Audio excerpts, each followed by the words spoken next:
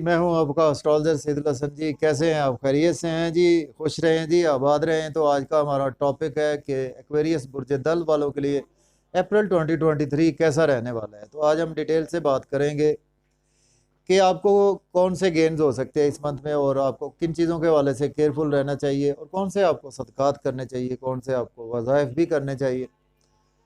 यही हमारा आज का टॉपिक है।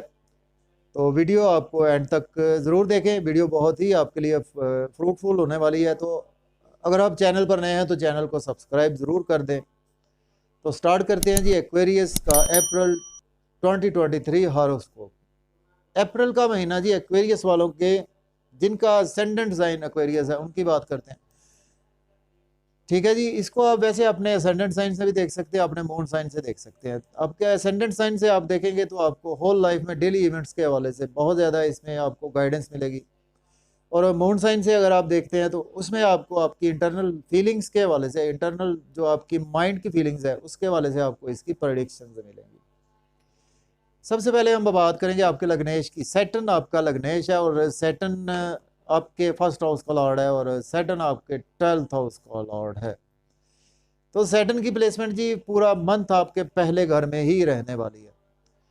तो प्लानिटरी प्लेसमेंट की साथ साथ ही बात करते जाते हैं। तो सैटर्न आपके पहले घर में आने से, सैटर्न कर्म का प्लैनेट है, सैटर्न आपके पहले घर में आने से आपको थोड़ा सा सुस्ती का शिकार कर सकता है, लेकिन आपके अंदर स्ट्रगल बहुत ज़्यादा लाएगा। सुस्ती मतलब ये है कि आपकी तबीयत थोड़ा सा ये है कि सुस्त रहेगी, क्योंकि सैटर्न जो है वो बहुत ही सुस्त रफ्तार से रहा। आप जानते ही हैं कि सैटर्न एक हाउस में 2.5 साल काम करता है। 2.5 साल आपके पहले घर में ही सैटर्न रहने वाला है।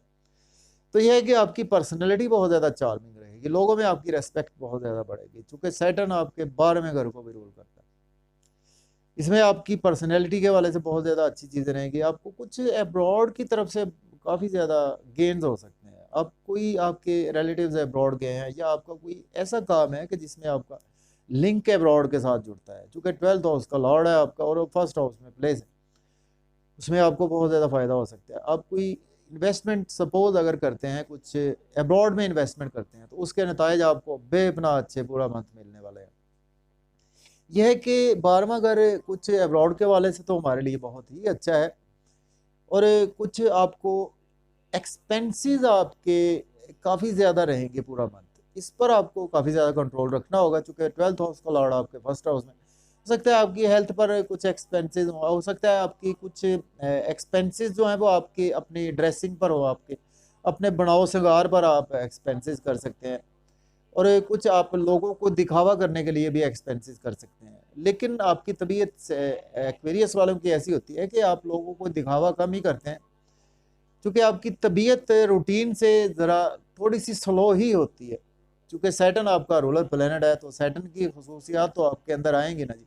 लेकिन आप बहुत ज़्यादा जस्टिस करने वाले लोग होते हैं जी, बहुत ज़्यादा इंसाफ पसंद लोग होते हैं। किसी के साथ बिल्कुल भी ऐसे बैलेंस के साथ चलते हैं कि किसी के साथ ना इंसाफी ना आप खुद अपने साथ होना ना होने देंगे, और ना आप किसी के साथ ना इंसाफी करना पसंद करते हैं, और आप देख भी नहीं सकते कि कोई बंदा किसी के साथ ना इंसाफी करे। ये एक आपकी बहुत अच्छी खसूसियत है। देखें, पूरा महीना सैटर्न आपके पहले घर में रहने से, यहाँ से सैटर्न आपके तीसरे घर को देख रहा है। देखिए, पहले घर की चीज़ों को तो अच्छा करेगा, आपकी पर्सनैलिटी बहुत ज़्यादा चार्मिंग रहेगी, आपका नेम फेम बहुत ज़्यादा आपका रहेगा, लोगों में बहुत प्रोमिनेंट रहेंगे, रेस्पेक्ट बढ़ेगी और आपकी बढ़ेगी। थर्ड हाउस को देखने से आपकी स्ट्रगल बहुत ज़्यादा बढ़ सकती है, आपको शॉर्ट जर्नीज दरपेश रह सकती हैं, आपको कुछ स्किल्स में आप बहुत ज़्यादा इन्वॉल्व रहेंगे, और आपकी स्ट्रगल अब काफ़ी ज़्यादा रहेगी। आपकी स्ट्रगल रहेगी कुछ छोटे बहन भाइयों के वाले से, कुछ नेबर्स के वाले से, कुछ आप बैंक की फील्ड से हैं उसमें आपको स्ट्रगल काफ़ी ज़्यादा करना पड़ेगी पूरा मंथ, और आपको स्ट्रगल करना पड़ सकती है आपके स्पाउस के वाले से। आपके स्पाउस इस मंथ आपको डेफिनेटली क्रिटिसाइज ज़रूर करेंगे, और डेली बेसिस पे वो आपको हो सकता है कि क्रिटिसाइज करें, क्योंकि आपके सेवंथ एस्पेक्ट से सैटर्न आपके 7वें घर को देख रहा है। तो लेकिन बिजनेस में आपको अच्छी अच्छी अपॉर्चुनिटीज़ मिलेंगी, उनको आप अवेल तो कर सकते हैं, लेकिन थोड़ा सा देखभाल कर करें।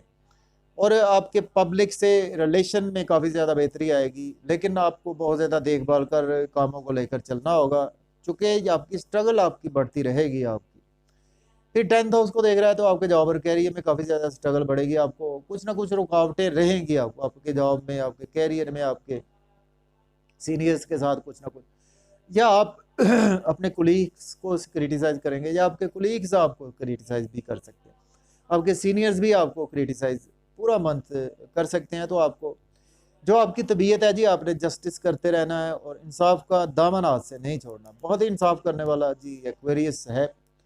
तो अब हम बात करते हैं आपके सेकंड हाउस की बात करते हैं। देखिए सेकंड हाउस आपका, सेकंड हाउस आपकी वेल्थ है, आपकी सेविंग है, आपकी मनी है, आपके पास जो वेल्थ आती है जी आपकी, वो सेकंड हाउस आपकी फैमिली का सेकंड हाउस, आपकी स्पीच का सेकंड हाउस है। तो सेकंड हाउस में जी आपके सन की बात कर लेते हैं। सबसे पहले सन आपके जी 14 अप्रैल तक तो सेकंड हाउस में ही रहने वाले हैं सन। और सन रूल करते हैं, आपके स्पाउस को रूल करते हैं।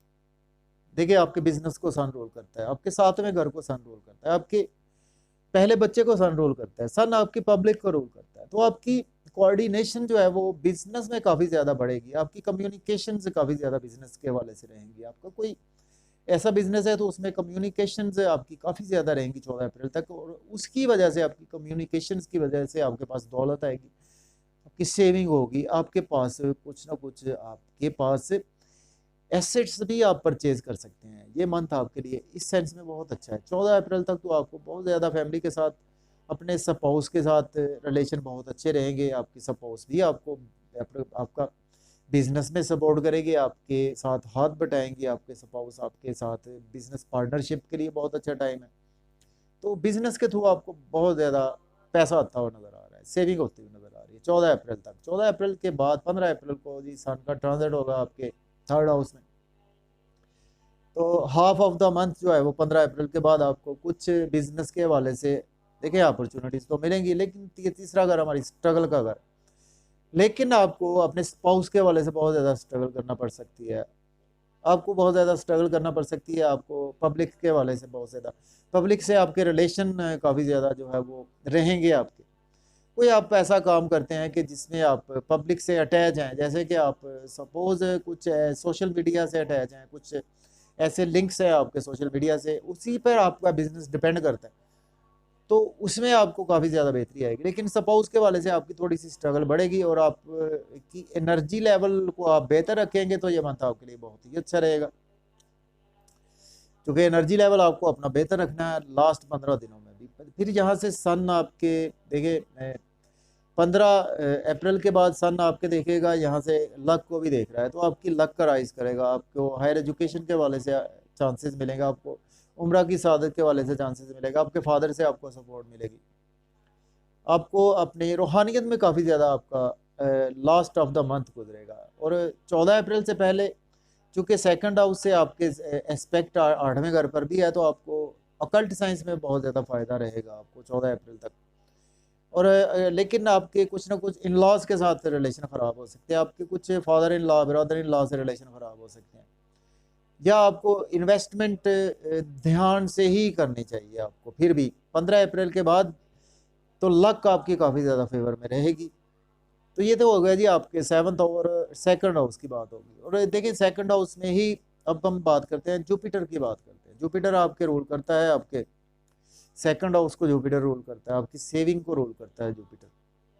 जुपिटर आपके फैमिली को रूल करता है, और जुपिटर जो है वो आपके देखिए जुपिटर आपके लॉर्ड है जी, एक तो आपके सेकंड हाउस का जुपिटर लॉर्ड है, और जुपिटर इसके साथ आपके जी आपके 11वें घर का भी लॉर्ड है। मीन्स के आपके बड़े बहन भाई, आपके गेर्स जो जिंदगी में होते हैं आपके, उनका भी लॉर्ड जुपिटर है। जुपिटर 22 अप्रैल तक तो आपके लिए ये बहुत ही बेस्ट टाइम है।